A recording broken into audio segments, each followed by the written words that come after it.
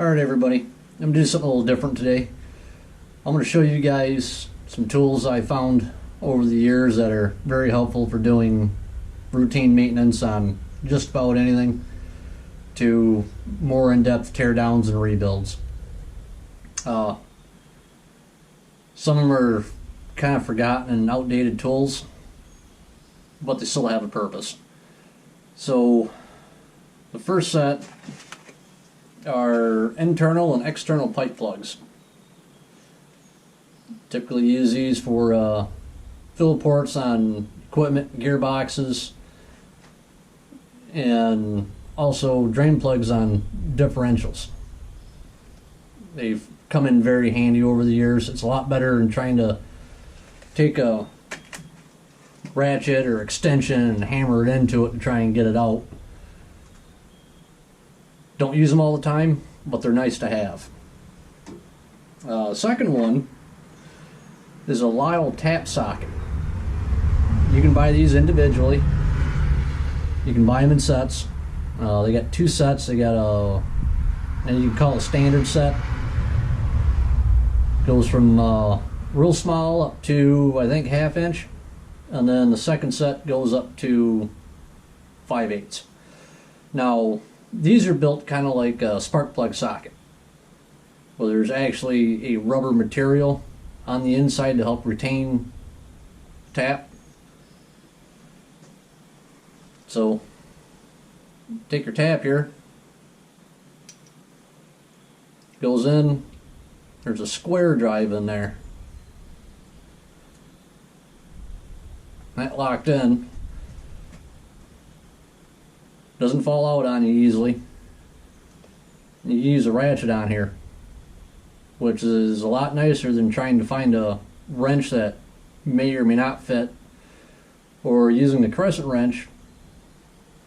This allows you to put an extension on and reach down into something and be able to clean out threaded holes. They're very nice to have. The third one are 8-point sockets. You don't see 8-point socket sets hardly at all anywhere anymore. Back up until probably the 1930s, all bolts and nuts were square head. So these were the sockets that you had to use. Now these also work out nice for pipe plugs that these guys won't fit on, and also for larger sockets as well, or not sockets but taps. You start getting up into 1 inch, 1.25 inch, 1.5 taps. These fit on very nicely. And it's better than taking a 12-point socket and trying to hammer it onto the back end of the tap and damaging the tap or your socket. The last one is this guy. Looks like a regular tap handle, but it's not. This one's actually a ratcheting tap handle. And it ratchets both for tightening and loosening, and it'll also lock in straight. So comes up,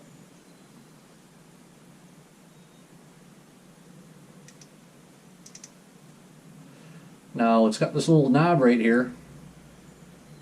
Pick that up, you rotate it 90 degrees. Now it's locked in for being used as a standard tap. Rotate it another 90 degrees. Now it ratchets in the opposite direction.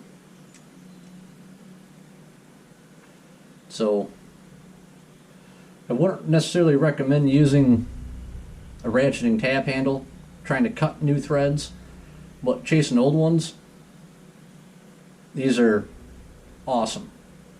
This is a smaller one. They make one size larger than this. It'll do up to a 1/2 inch tap. So these are just a few tools I have found over the years that make life a lot easier just doing routine maintenance on stuff. And you can get all these through various different manufacturers. I wrote down the part numbers and the manufacturers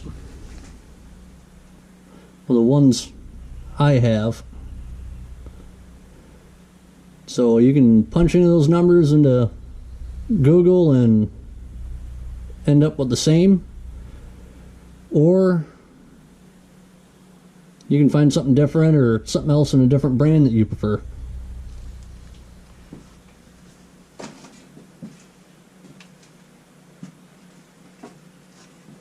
Now, I'd also like to thank Zane from Hodgepodge Dodge Garage.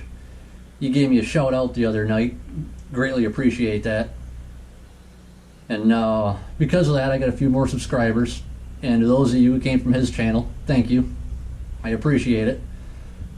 Just know this is just me working on my stuff.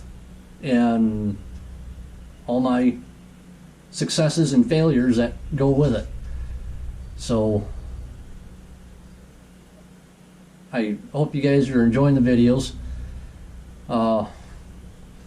I'm trying to do some tips and tricks of things as I work on it. Make my life easier to do. Show you guys a different way of doing stuff.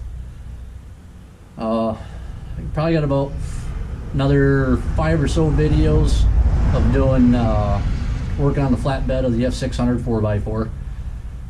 And then I'm going to start getting into the mechanicals of the actual truck itself. I got to do electrical, I got to do brake lines. I got to tear into the front hubs, probably the front axle, and find out why those aren't locking in and working like they should. I got gauges to sort out. I got underhood wiring issues to sort out. There's a lot of little things wrong with this truck because nobody's maintained it for the last 20, 30 years. So it's going to be an interesting journey going through all that for mostly you guys. I've already done that once before on my 79 F700. Thanks for watching. Hope you enjoy what I'm doing.